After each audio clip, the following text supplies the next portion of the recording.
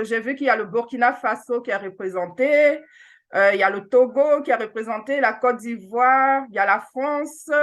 J'ai vu aussi qu'il y a Londres aussi qui est connecté avec nous ce soir. Et je pense qu'au fur et à mesure des connexions, nous allons avoir plusieurs pays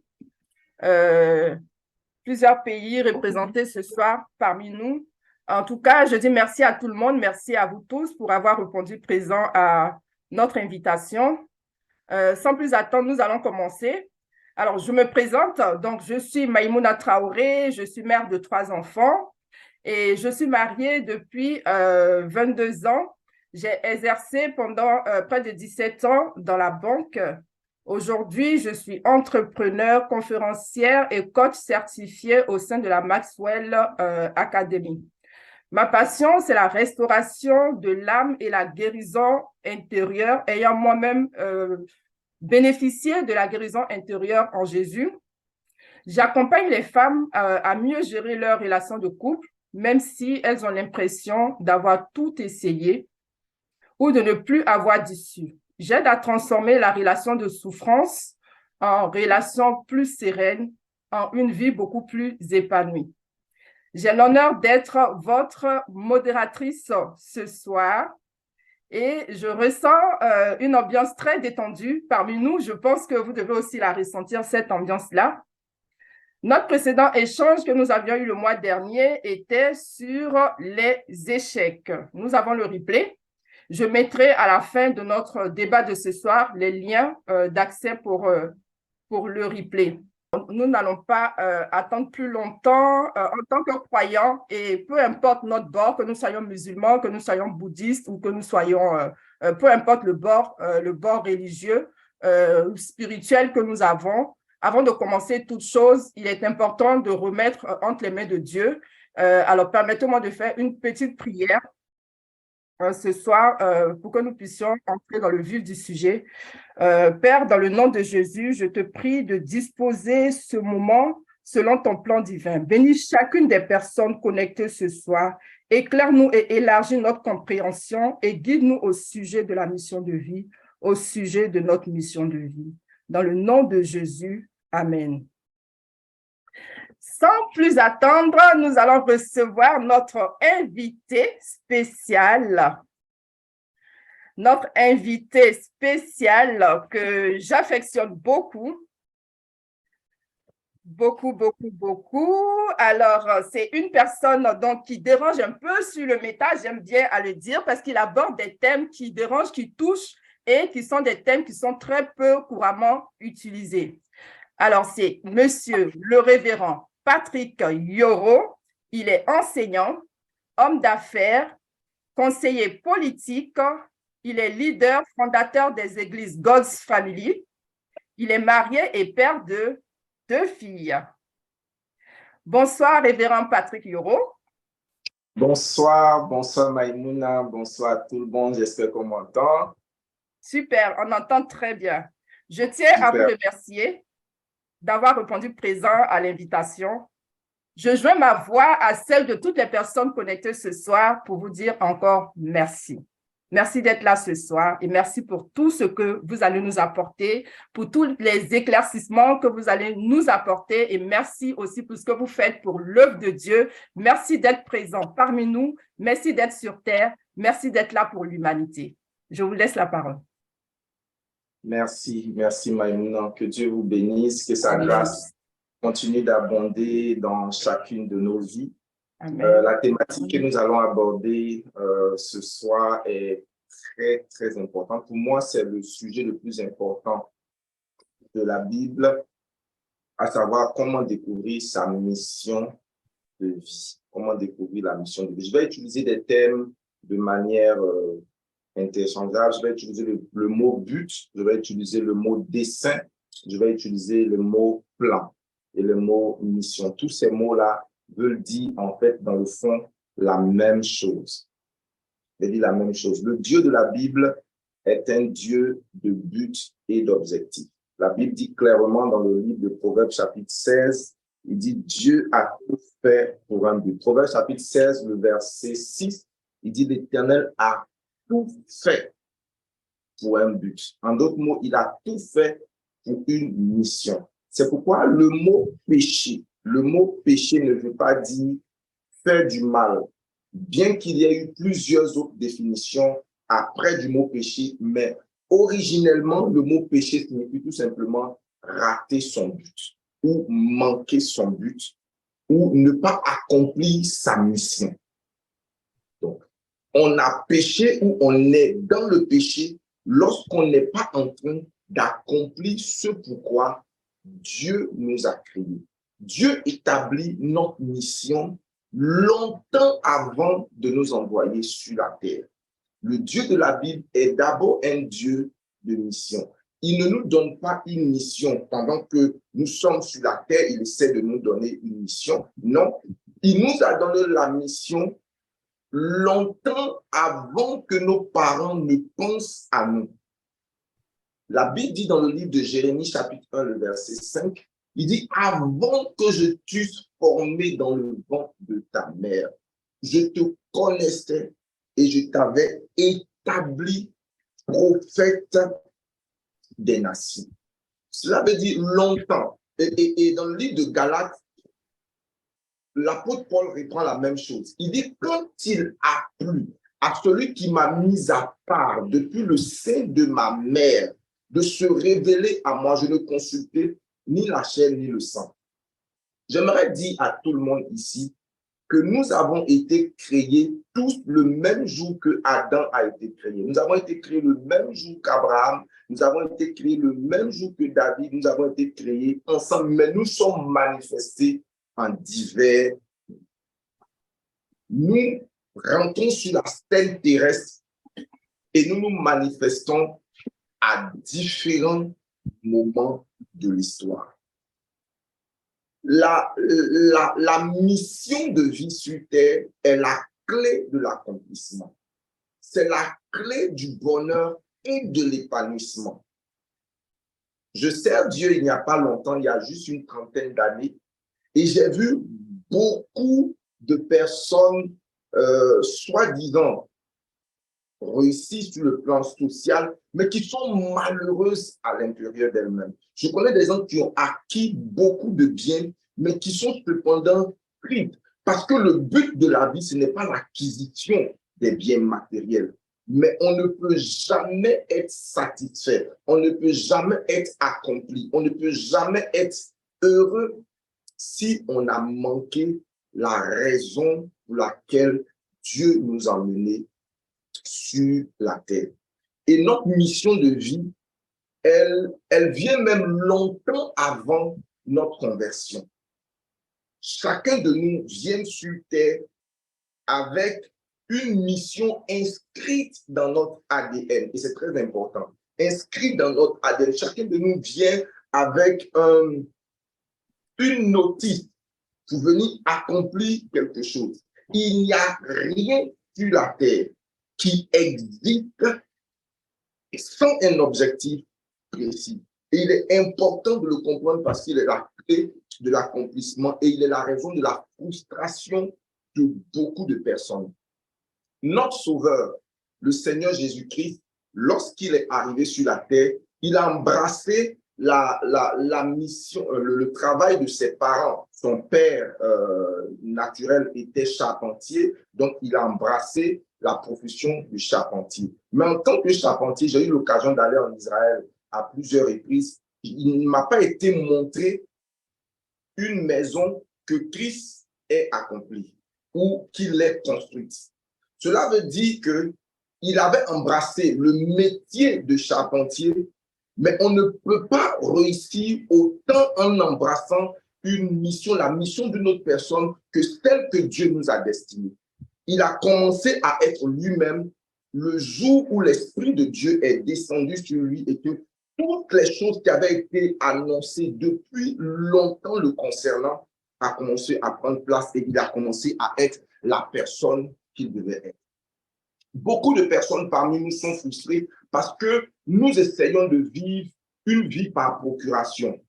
La chose la plus commune, c'est par exemple des parents qui veulent que leurs enfants poursuivent leurs rêves qu'ils n'ont pas pu accomplir.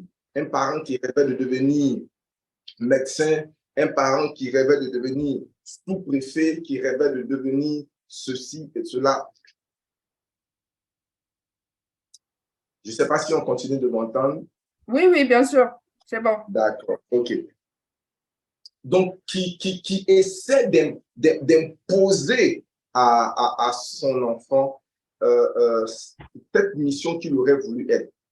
Je connais une histoire vérifiée d'un enfant le jour de sa cérémonie de remise de diplôme où il sortait en tant que médecin et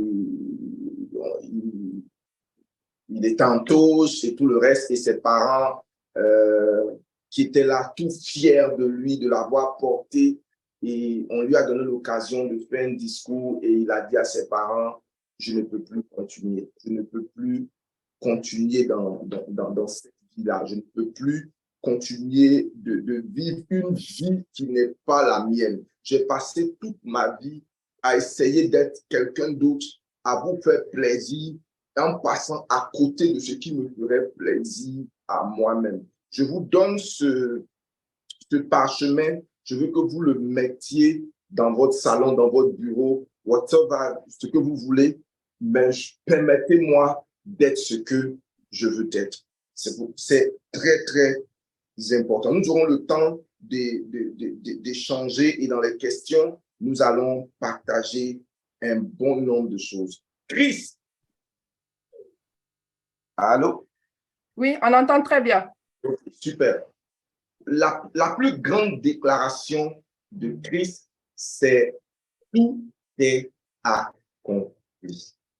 Tout est accompli. Beaucoup de personnes pensent que oui, j'ai été crucifié, tout est accompli. Non, ce n'est pas ça. C'est-à-dire, tout ce pourquoi il m'a emmené sur la terre, c'est accompli. Je suis mort vide. Je suis venu vide et j'ai manifesté, j'ai vécu la mission pour laquelle il m'a envoyé sur la terre. Tout est accompli.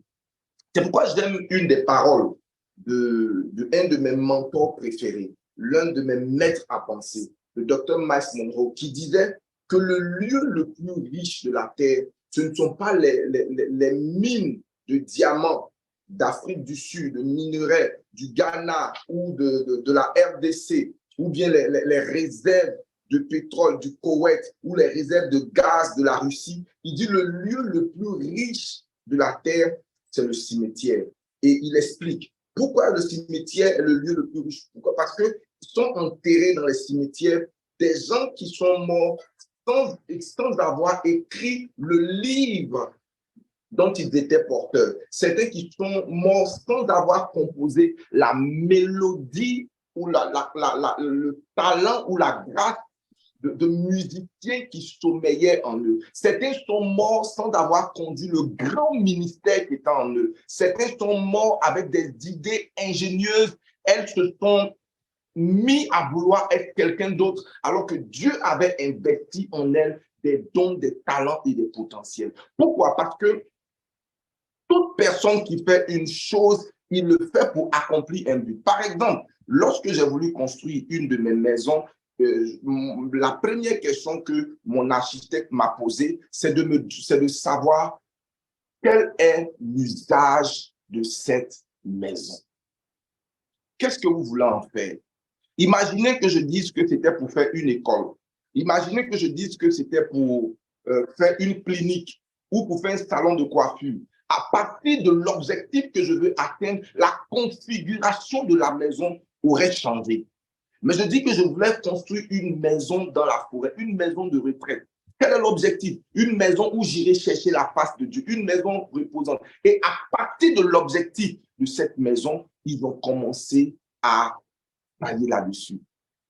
Lorsque vous rendez chez un couturier avec un tissu, il va vous demander pourquoi vous voulez concevoir. Donc, nous sommes comme nous sommes pour accomplir le but de Dieu pour notre vie. Le jour où je l'ai compris, je n'ai plus, c'est-à-dire la quête de vouloir ressembler à quelqu'un est complètement terminée dans ma vie. J'apprends des modèles, j'apprends des principes, mais je ne veux ressembler à personne. Pourquoi? Parce que j'ai compris que Dieu a mis en moi quelque chose de fabuleux, de grand, qu'il n'a mis en personne. Je suis sur la terre pour accomplir ma mission de vie. Cette mission de vie-là, je la porte depuis longtemps. De la même manière que Moïse portait sa mission de vie. Vous savez, Moïse n'a pas commencé à être un libérateur quand il a rencontré le Seigneur dans le buisson ardent. Il était né avec cette mission. Et même quand il n'avait pas encore rencontré Dieu, il avait en lui cette motivation de libérateur. Vous connaissez l'histoire. Voici quelqu'un qui ne supportait pas l'oppression, qui ne supportait pas de voir des gens dans la souffrance.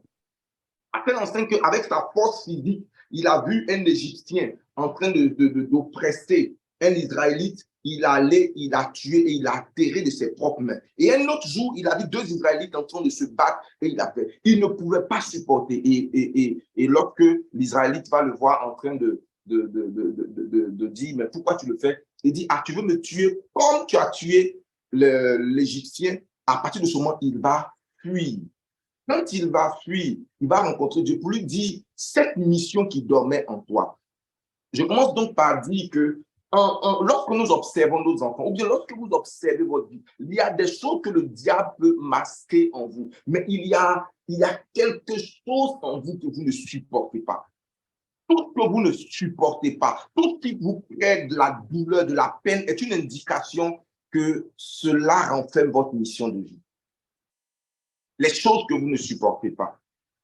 Et là, j'aimerais dire que lorsque vous voyez un produit, la meilleure façon de connaître l'utilité du produit, c'est d'interroger le fabricant. Je vais donc, si Mouna permet, les interactions, et pendant que nous allons évoluer, je pourrai répondre aux différentes questions. Sachant donc que Dieu a une mission de vie pour chacun d'entre nous, et la mission de vie est la clé de notre accomplissement, de notre épanouissement et de notre satisfaction. Cela ne vient pas du fait que nous soyons mariés, nous soyons riches, nous soyons diplômés, mais d'être dans le bon couloir pour notre vie. La Bible dit que Dieu, il dit dans les temps de la fin, chacun devra courir dans son couloir. Que Dieu vous bénisse. Amen, amen. Merci beaucoup. Waouh, waouh, waouh. Merci beaucoup, merci. Que de pépites ce soir.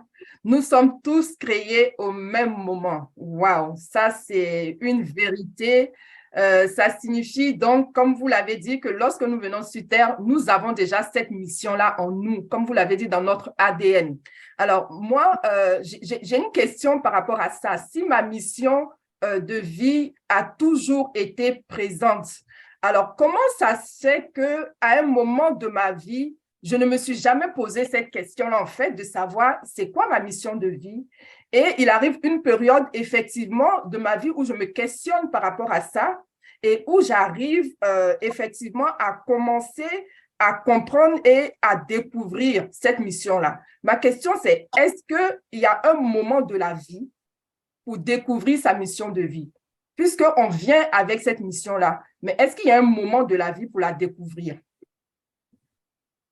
Oh, il n'y a pas un moment précis. Hein. C'est à partir du moment où, soit, si un enfant a l'opportunité d'avoir des parents qui sont des enfants de Dieu, ils comprennent que chaque personne qui naît vient avec un objectif. Donc, les parents orientent l'enfant dans la voie que l'enfant est amené suivre. La Bible nous dit conduit l'enfant dans la voie qu'il doit suivre, pas simplement dans la formation de son éducation, de son caractère, mais également dans ses prédispositions et dans la mission de vie.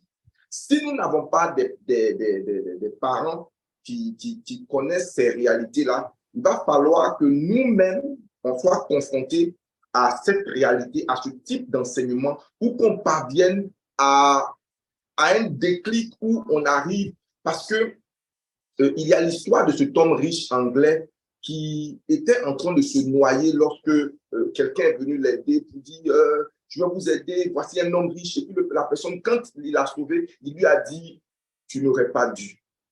tu aurais dû me laisser périr. Et lui a dit, mais comment? Avec tout ce que tu as accompli.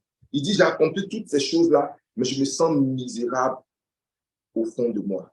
Donc, il y a beaucoup de personnes qui se disent que on reporte en fait notre épanouissement se disant, lorsque j'aurai tant, je serai heureux. Et c'est très souvent lorsqu'on arrive à avoir ces choses et qu'on n'est pas malgré cela heureux, qu'on se commence à se poser des questions. Donc, c'est une question à laquelle on peut être confronté à tout moment. Il n'y a pas un moment. Ça peut être provoqué par une sorte d'insatisfaction ou bien certaines personnes disent qu'ils ont rencontré leur moi intérieur où ils ont rencontré un ange, ils ont eu une illumination surnaturelle qui leur dit voici le pourquoi de ta présence sur la terre. Mais ça peut arriver à tout moment, soit dans l'enfance, dans la jeunesse, dans la vieillesse. Ça peut même le plus tôt ça nous arrive, mieux ça vaut pour le reste de notre existence, je le dis. Merci beaucoup. Est-ce que vous avez des questions? Je vous invite à lever la main, n'hésitez surtout pas à poser vos questions pour que ça puisse justement profiter à tout le monde. Alors, moi, j'ai une autre question. Nous traversons dans nos vies plusieurs saisons. Et en fonction des saisons que nous traversons, nous avons des visions par rapport justement à ces saisons-là. Est-ce que, partant de là, on peut dire qu'on a plusieurs missions de vie? Puisqu'on a plusieurs saisons et qu'on a plusieurs visions en fonction des saisons, est-ce qu'on a plusieurs missions de vie? Non, on n'a pas plusieurs missions de vie. On a une seule mission et qui se déroule en plusieurs étapes. Il peut y avoir l'étape de la formation, l'étape de l'aiguisement, l'étape du brisement. Il y a une mission qui se déroule en plusieurs étapes. Ou soit Dieu nous fait passer par certaines situations ou par certaines choses pour que nous puissions acquérir une certaine expérience. Sinon, la mission, elle est très souvent unique. Dieu nous appelle pour... Les plans peuvent changer, mais l'objectif, non. Dieu veut sauver l'humanité. Il peut utiliser l'ancienne alliance, mais après, il la remplace par une nouvelle alliance. Mais son objectif ne change pas. C'est toujours de rapprocher l'homme de lui. Il peut conduire l'homme par la nuée, comme il peut conduire l'homme par la colonne de feu. Son objectif, c'est de conduire l'homme dans la terre promise. Donc, les plans peuvent changer, les méthodes peuvent même changer, mais le but et la mission de vie, elle demeure la même. Merci, merci beaucoup. Alors, il y a Mme Acré qui a levé la main. Madame Acré, vous avez la parole.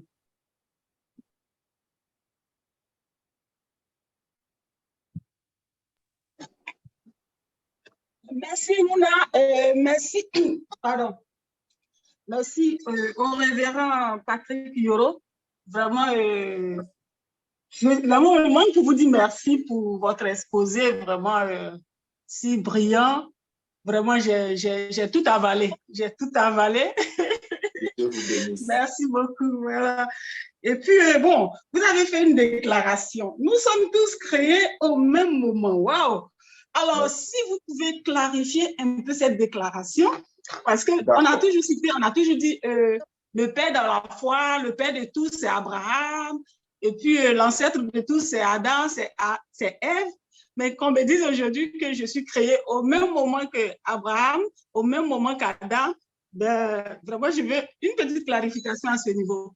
Et ma deuxième question, d'accord, vous avez dit que dans les choses que nous ne supportons pas, on peut déceler des indices de notre mission de vie. Voilà, ça, c'est des choses que nous ne supportons pas. Est-ce que ces indices de notre mission de vie ne peuvent pas aussi être décelés dans ce que nous affectionnons, ce que nous aimons faire, ce qui est vraiment ce qui nous passionne? Est-ce qu'on est... Ok, d'accord. Voilà, ça, c'est aussi... Merci. Ça fait partie des éléments par lesquels nous pouvons déceler notre mission de vie, des choses que nous affectionnons particulièrement. Mais je veux dire, j'attendais que les questions soient posées. Effectivement, ce que nous affectionnons, ce que nous apprécions particulièrement peut être, je dis bien peut être un indice pour découvrir notre mission de vie. Et l'autre, c'est d'interroger le Seigneur. Parce que souvent, on peut vouloir aller à Tarsis alors que Dieu nous veut à Ninive. Ça peut être que ce que nous aimons là, ce n'est pas ce que Dieu veut pour nous. Donc, il faut interroger le Seigneur à partir de ce moment. Pour revenir sur votre question, la première question, elle est déterminante, elle est fondamentale. Plusieurs fois, l'apôtre Paul, qui est celui qui explique les mystères à la fois de l'Ancien Testament et qui explique l'Évangile, revient très souvent avec cette parole-là. Retenez-la. Il nous a élus avant la fondation du monde. Avant la fondation du monde. Avant la fondation. Le mot monde ici, c'est le cosmos. Ce n'est pas le monde système de choses, c'est-à-dire la mondanité. Il parlait du monde. Donc, cela veut dire que de la même manière que un parent sage ne met pas la layette, ne met pas, je veux dire, un berceau et pense à un enfant. Mais c'est parce que l'enfant est en route qui crée l'environnement pour l'enfant. Donc, Dieu nous a pensé longtemps avant le monde. C'est pourquoi il revient toujours dire, il nous a eu avant la fondation du monde. Paul dit, quand il a plu à celui qui m'a mis à part avant la fondation du monde, il insiste sur le mot avant. Je vous mets au défi, vous prenez votre smartphone, vous partez dans une Bible de recherche, vous mettez avant la fondation du monde. Vous allez voir que la création, c'est pourquoi c'est tellement important de comprendre que nous n'imaginons pas notre mission de vie. Nous ne choisissons pas notre mission de vie, nous découvrons notre mission de vie parce que notre mission de vie, elle est beaucoup plus grande que nous. Dieu a destiné longtemps avant nous ce que nous voulons, nous devrions être. Jérémie avait été mis à part pour être un prophète. S'il voulait être un roi, c'était une bonne ambition, mais il n'allait pas être dans le plan de Dieu et il n'allait pas réussir comme Dieu l'aurait aimé. Donc, c'est pourquoi je dis, si Dieu donc nous a créés avant la fondation du monde, si Dieu nous a mis à part avant la fondation du monde, et que c'est cette fondation du monde à laquelle se réfèrent tous ceux qui ont été faits. Donc, Dieu, nous connaissant tous, nous a créés, mais effectivement, il permet à une des personnes, comme une pièce de théâtre, tous les acteurs sont dans une salle, mais les acteurs se succèdent sur la scène en fonction du jeu du metteur en scène. Ici, Dieu est le metteur en scène. Il juge qu'il est opportun que telle personne vienne sur la terre à partir du moment où il se dit, bon, toi, c'est le moment, il est temps que tu rentres en jeu. Et il manifeste cette personne-là. Oui, sur le plan physique, on peut dire que nous descendons de cette personne, elle est notre Père, mais dans la préscience de Dieu, dans l'omniscience de Dieu, dans la préscience de Dieu, tous les êtres, moi, mon père, ma mère, mon aïeul, dans le plan de Dieu, nous existons dans la pensée de Dieu, nous existons les mêmes jours, nous avons été créés, nous avons été les mêmes jours. Et même celui qui n'est pas encore né a été créé également le même jour. Il attend juste la bonne période pour être manifesté. Wow. Merci beaucoup. Merci, merci, merci. Est-ce que vous avez des... Je ne sais pas si la bien-aimée, est-ce qu'elle est d'accord avec ma conférence? Oui, Marc, est-ce que la question a été répondue? Oui, ben si les émoticônes, j'ai acclamé, j'ai mis l'icône de l'acclamation pour dire waouh, merci. Ok, d'accord, merci, merci. Et justement, concernant la douleur dont tu as parlé tout à l'heure, le révérend, c'est vrai que moi, j'ai fait aussi le constat qu'en général, les personnes qui traversent des moments de difficulté ou qui passent par de grandes douleurs, en tout cas, lorsqu'on entend des témoignages de vie, on se rend compte que c'est en ce moment-là que les personnes découvrent leur mission de vie. Donc, je comprends tout à fait quand le révérend a fait illusion justement à se dire les choses qui font mal, les choses qu'on ne supporte pas. C'est ces choses-là, en général, c'est dans ces choses-là qu'on retrouve et qu'on découvre notre mission de vie. Parce qu'on peut être dans des situations où souvent, même lorsqu'on regarde des films ou lorsqu'on lit des livres, il y a des choses qui vont vraiment attirer chaque fois notre attention, qui vont susciter en nous une grande émotion. Et c'est toujours, en général, ces mêmes choses-là. Ça peut être, par exemple, de l'injustice. Et chaque fois qu'on est confronté, même dans un film, à une situation d'injustice, on va avoir cette émotion-là très forte. On aura vraiment cette rage en nous, cette envie que les choses changent. Et c'est vrai que c'est en général dans la souffrance, dans cet état de souffrance-là, justement, que peut se trouver la réponse à pourquoi, à notre why, pourquoi nous sommes là. J'ai encore une autre question pour le révérend. Nous attendons vos questions. Toutes les personnes connectées, n'hésitez pas à poser vos questions. C'est le moment. Nous sommes en famille. Il n'y a pas de jugement. Il n'y a pas de sujet tabou. Alors, n'hésitez surtout pas. Levez juste la main. Alors, révérend, dans la Bible, la parole nous dit que la femme est une aide pour l'homme. Alors, est-ce qu'on peut en conclure que la mission de vie de la femme sur Terre, c'est d'aider son mari? Non, c'est un but secondaire. C'est un but secondaire parce que le sexe a été donné pour des besoins de la terre. La mission que Dieu, chacun de nous ira répondre devant le Seigneur de la mission qu'il nous aura confiée. Et la mission ne s'arrête pas uniquement qu'à être une conjointe, une épouse. Une épouse, c'est un objectif, mais c'est un objectif secondaire. C'est pour, j'allais dire, les besoins de la cause. Mais il y a des missions qui sont beaucoup plus importantes, telles que apporter du réconfort, de la compassion, être une lumière dans un domaine particulier de sa vie. C'est pourquoi on peut à la fois accomplir sa mission de vie en étant marié ou en ne l'étant pas. Parce que si l'objectif, si le plan, si j'allais dire la mission de vie prenait en compte le fait d'être une aide, cela voudrait dire que toutes les personnes qui n'ont pas été mariées, particulièrement les femmes, ont échoué. Ce qui n'est pas vrai. Il y a bien des femmes qui ne sont pas mariées, mais qui sont très épanouies parce qu'elles sont dans le couloir de Dieu pour leur vie. Donc, être une aide, c'est important. Ça fait partie des choses que Dieu veut que l'homme soit le pourvoyeur, mais ce n'est pas la mission principale. C'est une mission secondaire. Il y a une mission principale. La raison pour laquelle Dieu nous a emmenés sur la terre, ce n'est pas juste pour être un époux, ce n'est pas juste pour être une épouse, ce n'est pas juste pour aider quelqu'un à accomplir sa mission de vie et point, c'est fini. Non. D'accord. Donc, on peut être marié et avoir des missions de vie bien distinctes. Parce que la parole nous dit que dans le mariage, on forme une seule chair. Non, justement, on forme une seule chair et non un seul esprit. D'accord. Wow. On forme une seule chair et non un seul esprit. Et quand justement, quand les personnes comprennent cette mission, qui comprennent qu'ils ont des missions différentes, ils arrivent à s'épanouir, ils arrivent à être eux-mêmes.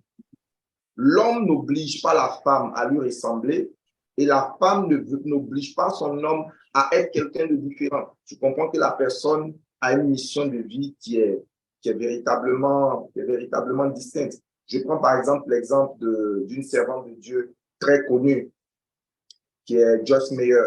Joyce Meyer a un appel sur sa vie. À la maison, elle est épouse, mais dans la vie, elle est servante de Dieu. Et quand vous la lisez ou bien quand vous l'écoutez, vous sentez qu'elle connaît ses différents champs de manifestation. À la maison, elle n'est pas le pasteur de son époux. Elle est plutôt l'épouse de son époux. Mais dans la vie, quand elle arrive à l'église, elle prend sa casquette de servante de Dieu. Donc, il est bon de comprendre ces différents rôles et ces différentes tâches que Dieu nous assigne en fonction de ce qu'il attend de nous. Merci beaucoup. J'ai beaucoup aimé cette phrase-là. On forme une seule chair, mais pas un seul esprit.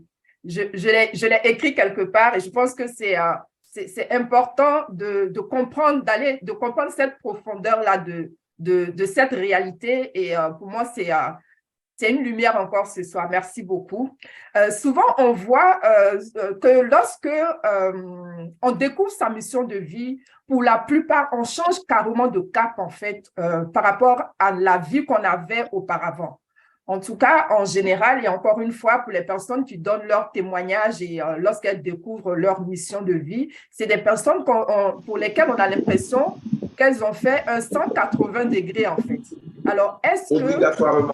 Obligatoirement. Il y a un virage important qu'on aborde lorsqu'on découvre sa mission de vie. En fait, on ne veut plus rien être tel qu'on ne veut rien être d'autre que ce pourquoi Dieu nous a appelés. Et c'est vrai que si une personne n'aborde pas sa vie de ce point de vue, comme tu l'as dit, à 380 degrés, je doute que la personne ait effectivement eu conscience de sa mission de vie.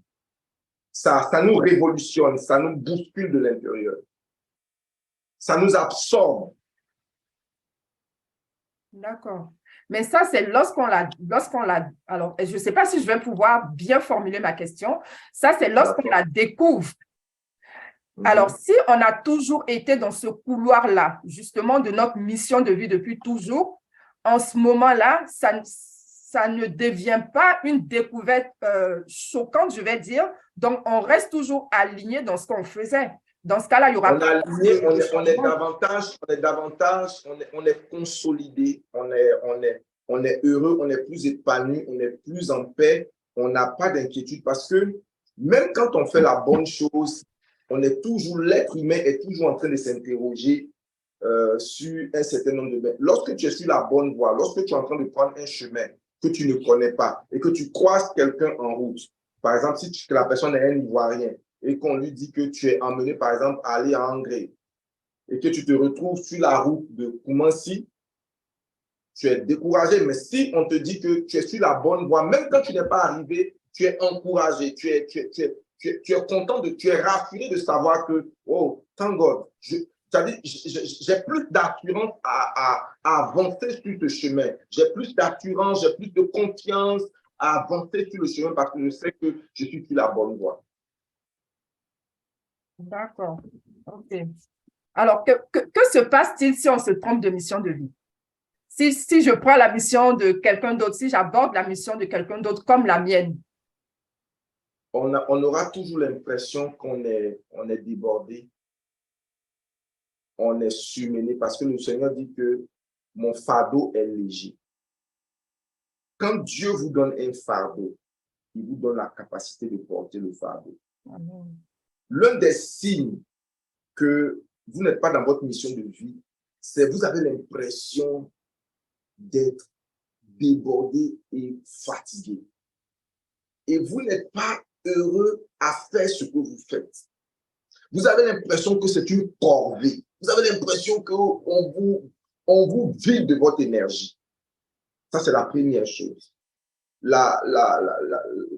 Et je pense que tout gravite autour de ça. Vous n'êtes pas heureux. Et quand vous faites le mauvais choix de votre mission de vie, tous les autres mauvais choix viennent s'agripper à ça. C'est-à-dire le mauvais choix de la vie où vous devez vivre, le mauvais choix de ce que vous devez étudier, même le mauvais choix du conjoint que vous allez avoir. Moi, j'ai découvert que plus tôt tu découvres ta mission, tu choisis ton conjoint en fonction. Il y a quelque chose qui m'avait fortement bouleversé lorsque j'étais encore jeune. C'est le témoignage du docteur Rick Warren, Mike Murdock. Je vous raconte son histoire. Mike Murdock dit qu'il était un jeune serviteur de Dieu quand Dieu l'a appelé à le servir et il devait choisir une sœur. Et quand il a choisi une sœur qui avait une très belle apparence physique, modèle, top modèle et tout ça. Mais quand il se retrouvait, il sentait qu'il avait besoin d'une femme qui lui donnerait plus de temps pour étudier la parole de Dieu. Il dit que son épouse était une femme normale. Elle priait 15 minutes, 30 minutes et puis bon, c'est bon. Mais lui, il avait besoin, à cause de son appel, d'avoir plus de temps dans la parole de Dieu. Et quand il a épousé cette dernière, quelque temps après, elle avait besoin qu'ils aillent en vacances, qu'ils fassent du shopping, qu'ils soient ici, qu'ils soient là le samedi, qu'ils aillent au cinéma constamment. Ce n'est pas mauvais, mais il n'était pas le type d'homme. Et le jour où il se retrouvait devant les tribunaux, devant le juge, en train de divorcer et qu'elle lui a demandé une bonne partie de sa fortune, il s'est rappelé que Dieu lui avait dit que c'est une bonne femme, mais pas une bonne femme pour toi. Donc, plus tôt nous découvrons notre mission de vie et que nous faisons des choix essentiels, comme l'endroit où nous devons vivre, et le choix de notre conjoint, même le choix des enfants, du nombre d'enfants que nous voulons avoir, toutes ces choses-là se dessinent clairement en fonction de notre mission de vie. Et quand nous ratons notre mission de vie, toutes ces autres choses, on a l'impression de courir constamment derrière quelque chose qui nous manque. Wow, wow. Il y a Gideon qui a une question. D'accord. Oui, bonsoir tout le monde. Bonsoir. Papa Yoro. Bonsoir. Prophète Gideon Patrick. Moi, j'ai une question. Ma question, c'est de savoir, est-ce qu'il y a des éléments spécifiques qui rentrent en compte pour la réussite de notre mission de vie? Est-ce que tu peux clarifier ta question? Des éléments spécifiques, c'est-à-dire des indicateurs qui montrent qu'on a réussi sa mission de vie ou pas? Ou c'est ça? Oui, s'il y a des choses spécifiques, c'est-à-dire rencontrer une personne, un père, peut-être un mariage favorable, une femme précise, selon la Bible. OK. Non, toutes les rencontres, toutes les autres choses s'enchaînent, comme je venais de le dire précédemment. La question la plus importante de la vie, la question autour de laquelle gravitent toutes les autres choses, toutes les autres considérations, c'est de découvrir premièrement et principalement sa mission de vie, c'est-à-dire ce à quoi Dieu m'a appelé, ce que je suis venu accomplir sur la terre. Et une fois que je sais ce que je suis venu accomplir sur la terre, je commence à rechercher les mentors qui vont m'aider à aller dans le sens de Dieu. Si par exemple, je suis emmené à être un écrivain, je choisis un mentor dans la ligne. Si j'ai un appel en politique, je ne peux pas choisir un mentor dans la comédie. Si je suis emmené à être un évangéliste, je choisis donc mon mentor en fonction de mon appel. Et je choisis également les autres choses. Donc, il y a effectivement beaucoup de choses. Premièrement, tu fais bien de le dire, après avoir découvert son couloir, ses mentors, ses formateurs. La qualité de formateur qu'on va avoir dans sa vie est importante. Le genre de personnes avec lesquelles on s'allie dans la vie est très, très important. Et c'est très, très important. J'ai partagé une vidéo il n'y a pas longtemps qui m'a fait pleurer sur le témoignage du pasteur Dallo qui dit que plus de 50% de ce qu'il est devenu est fonction de sa famille. Souvent, on lit mal l'histoire de David. Quand David avait été mis à part pour devenir roi, Dieu a expressément mis dans le cœur du roi Saül, il dit, je vais donner ma fille à celui qui va tuer ce Philistin-là. Pourquoi? David était un broussard. Il avait besoin de quelqu'un pour le coacher dans le palais. Quelqu'un qui allait lui dire comment on se comporte dans le palais, comment on s'assoit dans la diplomatie du palais. Il y a une manière d'être dans le palais qui n'est pas en brousse. C'est pourquoi, lorsque une fois ta femme lui dit que tu ne dois pas danser comme tu danses, tu ne dois pas faire ceci, David lui dit, ok, je suis d'accord avec toi, tout que tu m'enseignais jusqu'ici, je ne connaissais pas la vie dans le palais, mais sur cette question en particulier là, c'est devant le roi, devant celui qui m'a préféré à ton père que je suis en train d'adorer. Donc, on ne peut pas accomplir sa mission de vie sans rencontrer un père, un mentor, sans avoir fait des découvertes, sans avoir reçu soit un transfert, donc sans avoir modélé notre caractère sur certaines choses, sans avoir un certain engagement. Mais lorsqu'on a découvert cette mission de vie, on reçoit l'énergie et la force nécessaires pour avancer dans notre couloir. Moi, par exemple, je suis enseignant. Souvent, certaines personnes me demandent, pasteur, comment est-ce que tu fais pour lire 100 livres par an? Bien aimé, ça n'a jamais été un fardeau pour moi. Chaque fois que je me retrouve seul, C'est-à-dire, Dieu m'a béni avec l'esprit de curiosité. Je suis naturellement curieux. Ma mère me disait qu'avant, lorsqu'on m'achetait un cadeau, si on m'achetait le cadeau à 10 heures, à 12 heures, j'ai démonté le cadeau pour savoir comment est-ce que ça fonctionne. J'aime me poser des questions sur le fonctionnement des choses. Pourquoi tel système fonctionne? Pourquoi les anglophones sont comme ça? Pourquoi les BT sont comme ça? Pourquoi? Et je n'accepte pas les idées reçues. J'interroge et je questionne chaque chose. Et j'aime lire. Mais pour quelqu'un d'autre, ça sera un fardeau. Ça sera un fardeau. Par exemple, je n'aime pas le foot. Quand les gens crient, je vois des gens passionnés. Je ne dis pas que c'est mauvais. Si vous aimez le foot, c'est une très bonne chose. Je veux dire que Dieu vous donne des prédispositions en fonction de ce à quoi il vous a appelé. Et vous embrassez cette chose-là naturellement. Vous aimez la chose naturellement. Vous vous plaisez naturellement là-dedans. Wow, merci beaucoup, merci beaucoup. Il y a Mme Acré qui a une question. Merci beaucoup à M. Gédéon pour la très bonne question. Merci. Mme Acré, le micro, s'il vous plaît. OK. En fait, ma question, c'est par rapport à la réponse que le révérend vient de donner à la question de M. Gédéon. Il dit, on découvre sa mission de vie et on fait les connexions qui vont avec. Alors, je me dis souvent aussi, Dieu nous met en contact avec certaines personnes qui nous aident à nous découvrir. Est-ce que dans ce cas-là, on ne découvrira pas exactement sa mission ou bien on risque de tricher un peu sur le contact que Dieu nous a donné? Bon, je veux comprendre.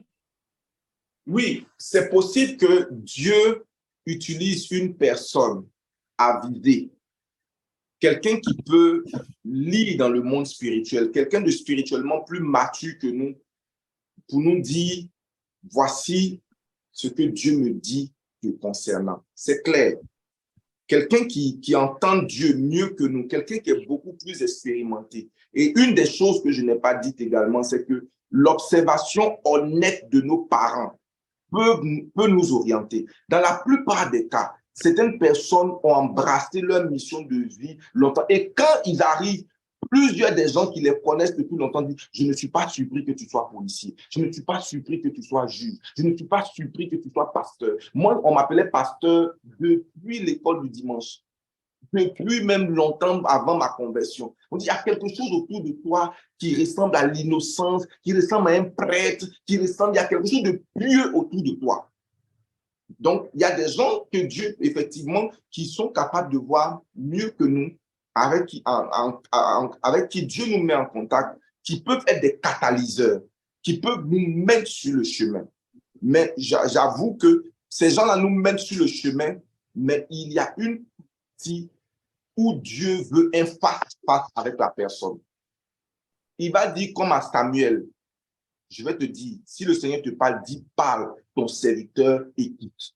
Quelqu'un va te dire, voici ce que tu dois faire. Mais tu as besoin que Dieu se révèle à toi dans l'appel. L'appel, c'est un peu comme la conversion. La mission de vie, c'est un peu comme la conversion. Personne ne te convertit pour quelqu'un d'autre. Tu as besoin de rencontrer le Seigneur par toi-même. Je peux t'évangéliser, mais je ne peux pas rencontrer le Seigneur pour toi. Donc, naturellement, il y a des gens que Dieu va mettre sur notre chemin pour nous guider, pour nous orienter, souvent même pour nous presser. Mais tout ça, c'est une bonne chose. Merci. Monsieur Akossi ou Madame Akossi. Merci à Madame Acré pour sa question. Merci beaucoup. Alors, bonsoir à tous, bonsoir Révérend. Moi, j'ai une question et une remarque. Alors, je pense que vous l'aviez dit, hein, le but, et ce que je peux dire, l'objet de mission qu'on a tous en tant que créatures, enfants de Dieu, c'est, nous sommes appelés à être saints comme le Père lui-même est saint. Donc, c'est-à-dire appelés à vivre notre vie sur terre en accomplissant ce qui est bon aux yeux de notre Père, de sorte à être rachetés au moment du jugement dernier. Ça, c'est ma compréhension de l'objet final de la mission. Maintenant, comment y arriver? Et c'est là d'où vient ma question. Pour moi, est-ce qu'on a tous une mission? Quand je dis mission, je ne parle plus de arriver au Père, mais une mission factuelle sur terre qui est par exemple d'aider quelqu'un ou alors de devenir prêtre ou alors de devenir chanteur, etc. etc. Est-ce qu'on a forcément tous une mission en tant que telle? Parce que moi, je prends la Bible parce que c'est la référence de ma croyance, mais je pense que dans le Coran, on doit pouvoir trouver des exemples similaires. Il y a beaucoup d'hommes dans les Écritures qui ont été utilisés, auxquels Dieu a donné une mission précise et qui ont accompli ces missions. Mais il y en a beaucoup d'autres aussi qui sont cités, qui n'avaient pas de mission particulière, qui vivaient leur vie et qui sont aussi enfants de Dieu. Donc, ma question, est-ce qu'on a forcément, parce que vous l'avez dit, est-ce qu'on a forcément une mission de vie? Est-ce qu'on ne peut pas avoir un individu lambda qui n'a pas de mission concrète appelé à devenir un grand sauveur ou bien un grand rassembleur, un grand berger pour les enfants de Dieu, mais qui va vivre simplement sa vie en étant humble, en faisant ce qu'il a à faire? Et c'est ça, simplement la mission de cette personne.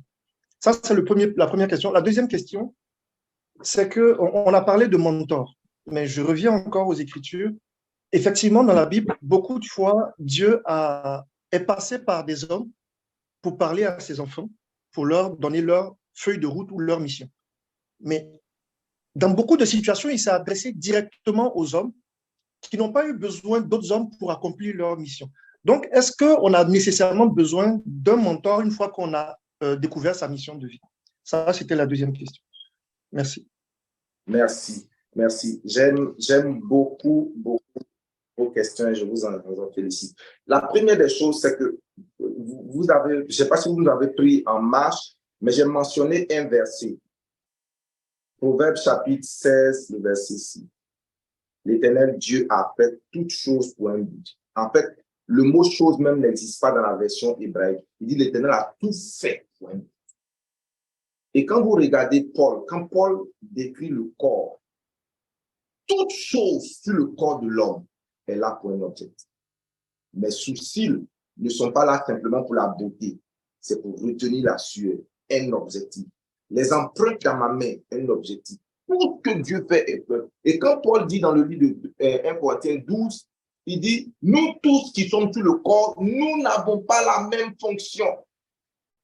Il dit, certains sont des oreilles, certains sont une bouche, certains un nez, certains sont un cheveu. Mais il n'y a rien que Dieu ait créé sur cette terre qui n'est pas un objectif. Non, ça n'existe pas. Peut-être qu'on ne connaît pas le but de la création de cette chose-là. Mais l'ignorance du but n'annule pas le but.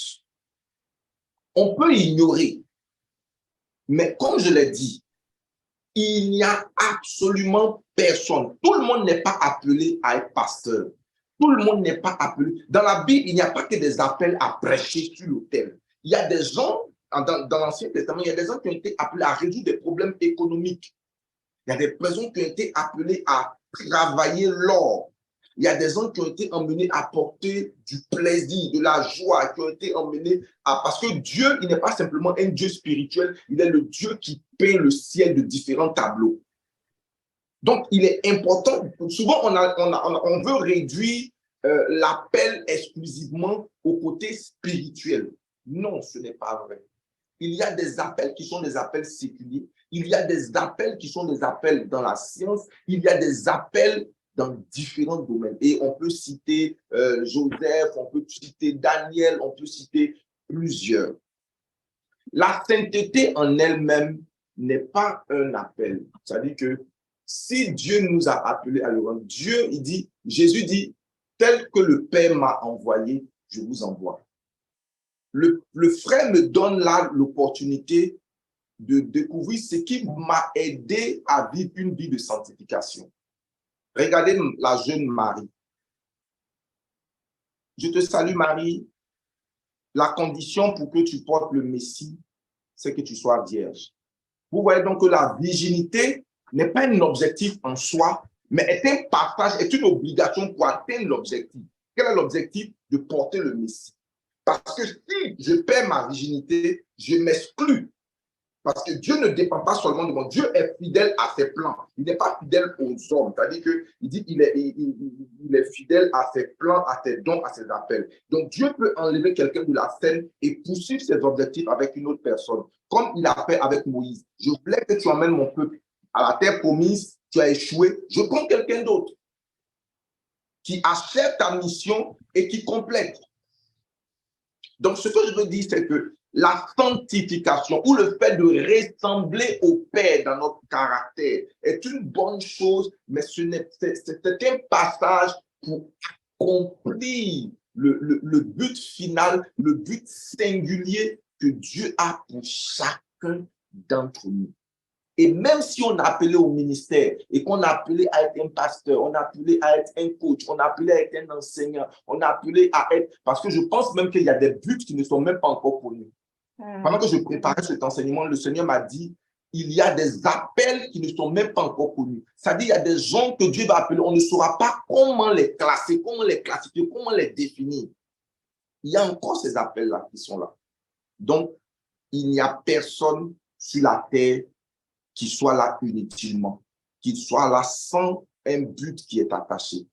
Le fait de dire que telle personne vit sans but, c'est tout simplement qu'on n'a pas encore découvert ou bien la personne ignore le pourquoi de sa présence. Tout ce qui n'a pas, la Bible dit quoi? Tout arbre qui ne porte pas du fruit, c'est-à-dire qui ne fait rien, que fait le Seigneur? Il retranche. Donc, c'est à nous de découvrir ce plan. Désolé si j'ai pris beaucoup de temps et beaucoup de passion sur cette question-là, parce qu'elle me donne l'occasion d'éclaircir certaines choses. Dieu vous bénisse. Merci beaucoup à M. Akossi pour sa brillante question. Ce que vous venez de dire, révérend, la phrase de fin, ça fait aussi peur. Tout arbre qui ne porte pas du fruit sera retranché. Est-ce que ça signifie que si nous n'accomplissons pas notre mission, eh bien, on mérite ce châtiment-là d'être retranché de la terre? Beaucoup de morts prématurées, beaucoup d'accidents sont dus à des gens qui sont à des endroits que Dieu n'avait pas prévus pour eux. L'une des causes de la mort prématurée, l'une des causes des gens qui partent avant leur temps, c'est parce qu'ils sont quelque part, ils sont dans quelque chose où ils n'auraient pas dû être. Ça, je suis convaincu de cela, que lorsque tu es dans le plan de Dieu pour ta vie, ça t'épargne de bien des pleurs, de bien d'accidents. Par exemple, regardez l'histoire du bon Samaritain. La Bible dit, cet homme-là était entre deux forteresses, entre Jéricho et Jérusalem. Il n'était pas supposé être in between. Il n'était pas supposé être entre. Il devait être quelque part. Et quand tu es entre, il y a des brigands au milieu qui peuvent t'atteindre. Okay. Donc, quand tu n'accomplis pas, le Seigneur non seulement te retranche, mais tu exposes ta vie à être retranché. Wow, ça fait peur. Hein? Mais c'est la vérité publique. Merci. Il y a Dimanche, monsieur Dimanche, qui a une question à poser. Oui, bonsoir. Merci beaucoup, homme de Dieu. Merci aussi à tout le monde. En tout cas, depuis le début, j'ai écouté. Maintenant que nous connaissons vraiment beaucoup notre mission de vie, ma question, c'est maintenant comprendre concrètement comment accomplir vraiment ma mission de vie sur terre. Voilà, c'est ça ma question. Merci beaucoup. Wow. Ça, c'est l'objet d'un autre enseignement. Le terme aujourd'hui, c'est peut-être comment découvrir. C'est effectivement la question que vous posez, c'est vous me donnez l'occasion d'enseigner encore minimum pour 2 heures parce que découvrir, c'est important. Plusieurs ont découvert leur mission de vie, mais jusqu'aujourd'hui n'ont pas encore entamé. Par quoi est-ce que je commence? En fait, il faut se poser 4 questions. 4 questions qui sont des questions banales. C'est le quand, le comment, le où et le comment. C'est-à-dire qu'une fois que j'ai découvert ma mission de vie, la première question que je dois me poser, c'est quand? Parce que très souvent, quand on découvre notre mission de vie, il peut arriver que le job que nous sommes en train de faire est différent de notre mission de vie. Donc, il y a un temps de préparation. Et quand les gens ne sont pas convenablement préparés, il y a une rupture tellement brutale qu'on a l'impression que leur mission de vie leur fait plus de mal que de bien. Je connais des frères qui, lorsqu'ils ont découvert leur mission de vie, ils étaient dans l'armée, ils étaient professeurs, et du jour au lendemain, ils ont rendu leur démission. Non. Dieu dit quoi? Je t'ai appelé, je t'ai établi afin que tu dises, me voici, envoie-moi. Quand Dieu t'a parlé, demande au Seigneur quel est le bon moment. La deuxième chose, c'est où. Parce que Dieu nous appelle, mais il y a un lieu géographique particulier. Lorsque les pêcheurs, Pierre est allé, il dit, mets ton filet de ce côté. Lorsque le Seigneur a envoyé Jonas, il l'a envoyé dans une ville particulière. Plusieurs fois, il dit, comme un oiseau qui erre loin de son nid. Ainsi est un homme qui est loin de son lieu. J'envoie mon ange au-devant de toi pour te conduire au lieu que j'ai préparé pour toi. Je connais des hommes d'affaires qui ont lamentablement échoué dans certains endroits. Mais lorsqu'ils ont demandé au Seigneur, quel est le lieu que tu veux pour moi? Ils ont commencé à dire, pourquoi? Parce que le lieu que Dieu a pour toi, il a les connexions qui t'attendent, il y a les situations qui t'attendent, il y a les bénédictions qui t'attendent, il y a les challenges qui t'attendent. Donc, tu n'auras jamais le même cas de figure partout. Il te faut être à l'endroit que Dieu a pour toi. C'est pourquoi tu peux être un Burkinabé et ta mission peut être en Chine. Tu peux être un Ivoirien et ta mission peut être en Italie. Donc, tu peux ne pas avoir la même nationalité que ta mission. Donc, et ensuite, comment je procède? C'est le comment. Seigneur, maintenant que tu m'as appelé, comment je procède? Est-ce que je commence par du coaching? Est-ce que je commence par une réunion de prière? Est-ce que je commence par ouvrir une école? Est-ce que je commence par où est-ce que je commence? Dieu doit maintenant vous instruire. Donc, c'est autant de choses avec et Dieu va vous orienter pour savoir quel est le pas. Mais j'ai une chose, je termine sur cette question, que je sais avec Dieu, c'est que Dieu va vous donner votre plan de vie, non, votre objectif, pas le plan. Il va vous donner votre mission de vie.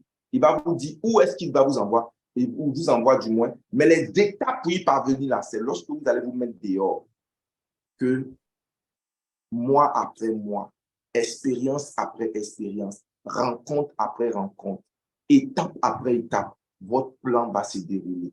Parce que la mission de vie se déroule en étapes, en saison. C'est ce qui rend la vie intéressante. Et il y a la place pour des corrections.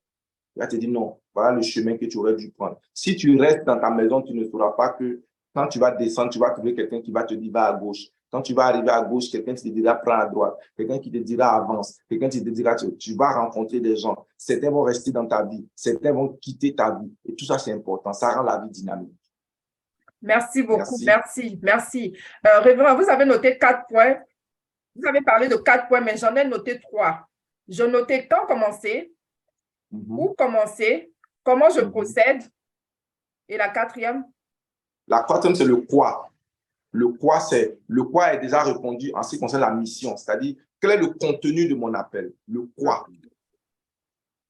Merci beaucoup. On va donner la parole à Madame Kinda et on va arrêter avec les questions parce que notre invité a un impératif et je suis vraiment gênée parce que je suis en train de déborder sur son temps. Donc, on va prendre la dernière question avec Madame Kinda.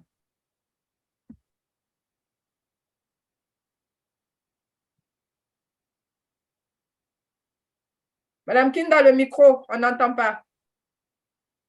Ça va maintenant? Oui, c'est bon. Merci. Oui. Ok, merci encore, homme de Dieu. Merci, révérend, d'avoir clarifié plein de choses. Que Dieu vous bénisse.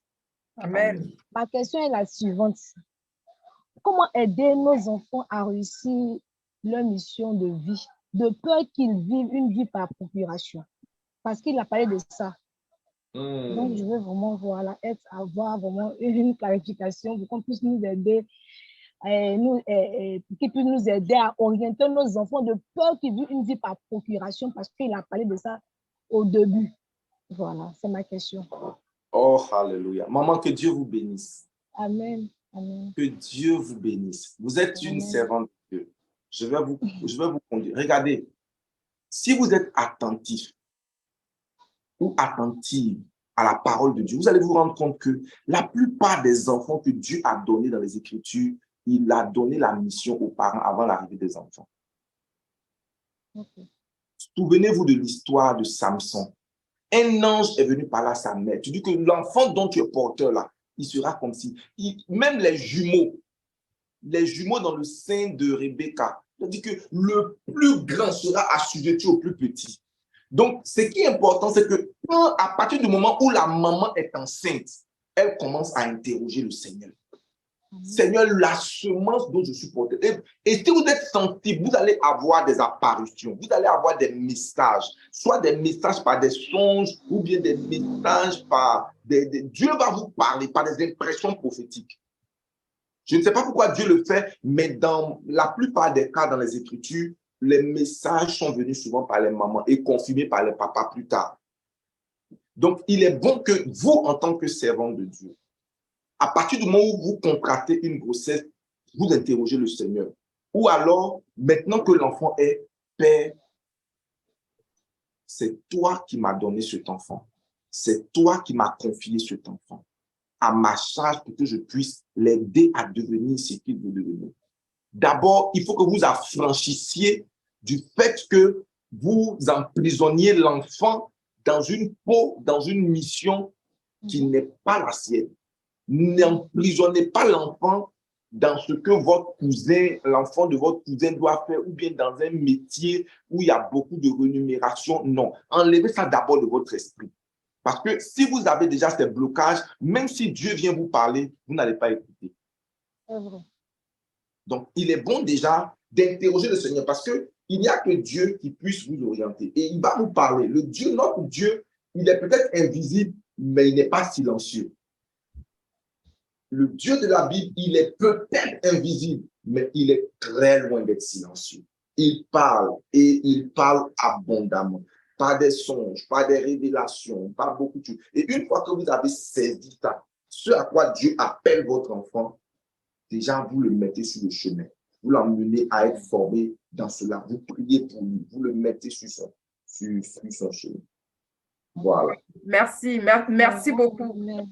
Révérend, il y a quelqu'un qui avait posé une question en ligne que je n'ai pas vue avant qu'on prenne les personnes qui ont levé la main. Donc, on va juste répondre si c'est possible à cette personne-là.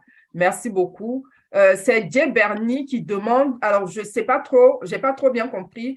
Elle dit, Révérend, merci pour votre intervention. Je voudrais revenir sur le fait que vous avez parlé d'être face à face avec Dieu. Pouvez-vous en dire plus? Je n'ai pas trop bien... Non, je l'ai dit. Je dis que aucune personne ne peut... Une personne peut t'orienter, mais elle ne peut pas entendre 100% de la voix de Dieu pour toi. Parce que l'appel et la mission de vie sont très souvent comme la conversion. Tu as besoin d'entendre Dieu par toi-même à un moment donné. C'est-à-dire que la personne peut t'orienter, mais à un moment donné, tu as besoin toi-même d'un face à face avec ton Créateur ou avec ton moi intérieur, peu importe comment vous l'appelez, cette illumination extraordinaire.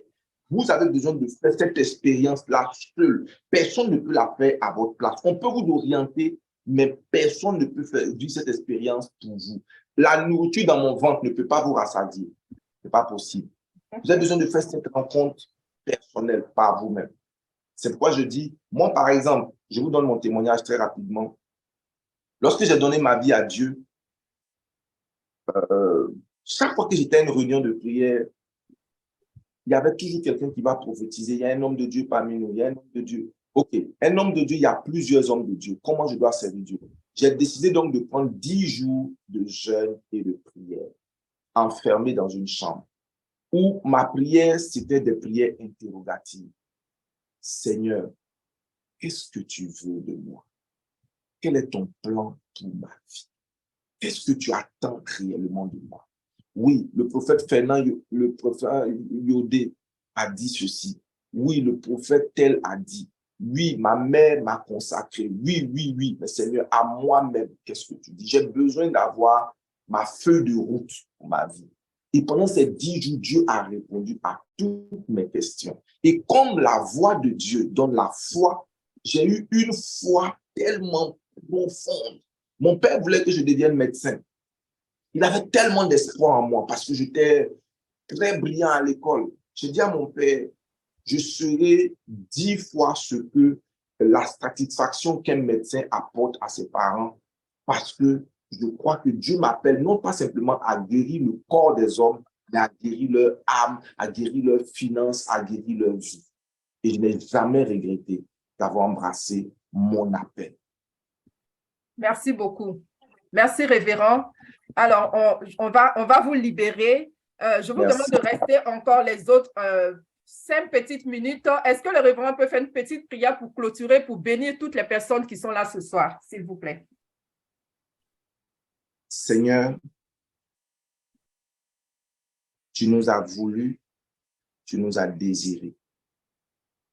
Personne parmi nous n'est un accident. Seigneur, plusieurs personnes ont été appelées sur la terre, ont été manifestées sur la terre à l'occasion de circonstances extraordinaires. Mais Seigneur, personne n'est sur la terre si toi tu ne l'as pas voulu. Qu'il ait été conçu, Seigneur, dans la fornication, dans le viol ou quoi que ce soit. Toi, Dieu, tu es puissant et souverain. C'est pourquoi je veux te célébrer, te bénir pour les oreilles qui m'entendent. Je prie, Seigneur, que tu illumines davantage les yeux de notre cœur. Merci de clarifier davantage pour ceux qui sont sur le chemin. Merci, Seigneur, d'orienter ceux qui sont dans la vallée de la décision. Merci, Seigneur, de combler les cœurs de ceux-là qui sont en train d'avancer allègrement, Seigneur, sur le chemin de leur plan de vie. Je prie, Saint-Esprit de Dieu, toi qui révèles les mystères et les choses cachées du Père, de te révéler cette nuit même à chacune des personnes. Bénis-nous, fais-nous du bien, Père, au nom précieux de Jésus-Christ. Amen. Amen, amen. Merci beaucoup. Merci, révérend. Merci encore. Et désolé pour le timing. Thank you. Alors, donc, je vous mets le lien pour vous abonner à la page du révérend. Je viens juste de vous mettre le lien dans le chat. Donc, n'hésitez pas à cliquer sur ce lien-là pour vous abonner à son compte Facebook. Il a vraiment de très, très beaux enseignements. Donc, je vous invite à le faire. Je vous envoie aussi pour les personnes qui sont connectées et qui ne sont pas dans le groupe WhatsApp. Alors, voici le groupe WhatsApp pour le lien du groupe WhatsApp, justement, pour être dans le groupe. Et c'est là que nous partageons, en fait, tous les événements que nous avons. Nous apportons souvent des petits messages d'encouragement. Voilà, ce groupe-là est vraiment dédié à nous élever, à nous faire grandir, à venir changer, en fait, notre façon de voir les choses. Et donc, ça s'appelle le groupe Changer votre mindset. Voilà. Et le dernier lien que je vais vous partager, c'est le lien YouTube où vous pouvez voir les replays de tous les différents événements que nous avons, toutes les vidéos, toutes les rencontres que nous avons eues jusqu'à maintenant. Il y a quelqu'un qui a demandé tout à l'heure le replay. Alors, pour avoir accès au replay, donc, abonnez-vous à la page YouTube ou alors intégrez le groupe WhatsApp parce que quand ce sera prêt, on va partager le replay dans ce groupe-là. Au mois de février, j'aurai une surprise pour vous. Alors, comme c'est une surprise, évidemment, c'est une surprise, je ne peux pas dire laquelle. Donc, ce sera partagé dans le groupe. Donc, restez connectés. J'ai été très heureuse de partager ce moment ce soir avec chacun d'entre vous. Je suis tellement contente. On a été 34 ce soir. Je suis très contente. Vraiment que Dieu bénisse chacun d'entre vous jusque là où vous êtes, qui vous touche là où vous êtes, vous et vos familles respectives. Et vraiment que le sujet que nous avons partagé ce soir vraiment ne reste pas tel que vous avez commencé l'émission, mais que cela produise vraiment en vous quelque chose. Pour ceux qui n'ont pas encore découvert, que ce soit le moyen de se questionner et de pouvoir maintenant rentrer en fait dans le canal, on va dire, de la mission de vie. Et pour ceux qui y sont déjà, vraiment que Dieu continue d'établir les connexions pour son œuvre. Vraiment, merci, merci, merci beaucoup à chacun. Je vous embrasse tous et je vous dis à très bientôt. Au revoir tout le monde. Bonne soirée.